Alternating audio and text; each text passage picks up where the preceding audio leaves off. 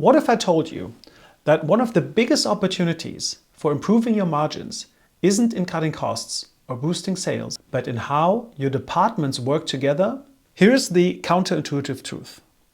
The most expensive inefficiencies in your business aren't caused by individuals or even departments. They are caused by the gaps between them. I'm Vincent Gressiker. Welcome to my channel. Today we're diving into the power of process integration. Whether you're running a small business or leading a large organization, aligning your departments can unlock savings and efficiencies you didn't even know were possible. So let's start with the problem. Here's a common scenario. Picture a company where the finance team is laser focused on cutting costs, while the operations team is pushing for faster delivery times. Both are doing their jobs, but their goals are at odds. This is the classic silo problem. Departments focus on their own objectives without considering the bigger picture, and the result is inefficiency, frustration, and missed opportunities. Here's an analogy. Imagine a rowing team where each person is rowing at their own pace and in their own direction. It doesn't matter how strong or fast they are individually, the boat's not going anywhere. Process integration is about getting everyone to row in the same direction. It's not just about efficiency, it's about alignment. A real-world analog. I once worked with an aerospace company where this misalignment was costing them millions. Operations and finance were essentially speaking different languages. Procurement was negotiating great deals, but finance wasn't tracking the actual cost savings. By integrating their processes, aligning procurements and accounts payable, we uncovered over 2 million euros in annual savings in just one step of their procure-to-pay process. But here's the kicker. The biggest challenge wasn't technical. It was getting the teams to collaborate. This is where leadership comes in. Process integration isn't just about systems, it's about people.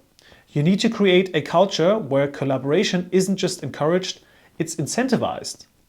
So that means that the different executives, the different managers of these departments have targets that are aligned with the other ones so that they are incentivized to work together rather than just optimizing and many times overly complexifying their own area of responsibility.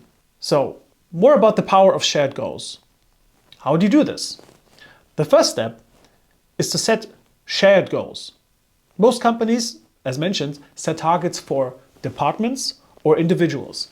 But the real magic happens when you create cross-functional objectives. For example, instead of telling procurement to reduce costs and finance to track savings, set a joint goal. Achieve a 10% reduction in overall procurement spend, verified by accounts payable. When everyone is working toward the same outcome, inefficiencies disappear. It's like tuning an orchestra. When each section is aligned, the result is harmony. Let's talk about numbers. Process integration doesn't just save money, it creates value. For instance, aligning your procure-to-pay process can reduce supplier costs, improve compliance, and free up working capital. And it's not just about cost savings. It's about enabling growth. Here's a practical example.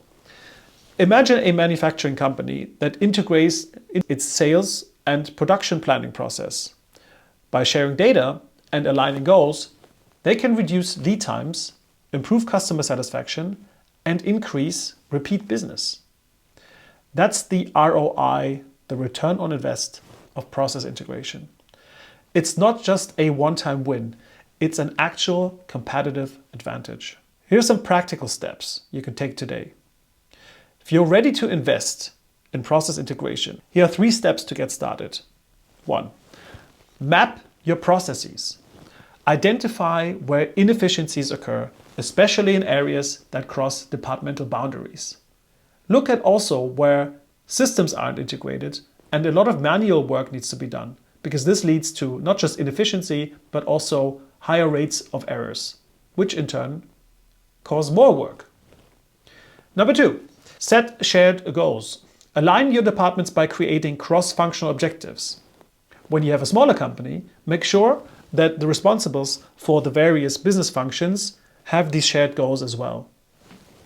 Number 3, incentivize collaboration. Reward teams for working together, not just for hitting individual targets. And remember, process integration isn't just about fixing problems, it's about unlocking potential. So why does this matter, especially in a downturn? Well, it's easy to focus on survival, but the companies that thrive are the ones that invest in their foundations. Process integration is one of those foundations, and you need to make sure that the people working close to these elements understand the core business processes. This could be procurement, finance, operations, production. Doesn't matter. It's not flashy, and it doesn't deliver instant results. But over time, it creates efficiencies, reduces costs, and positions your business for long-term success. So if you're serious about improving your margins, don't just look at what's happening within your departments. Look at what's happening between them. Thanks for watching. If you found this helpful, don't forget to like and share this video with someone who could benefit. And check out my playlist for more strategies on business growth and efficiency, and I'll see you in the next video.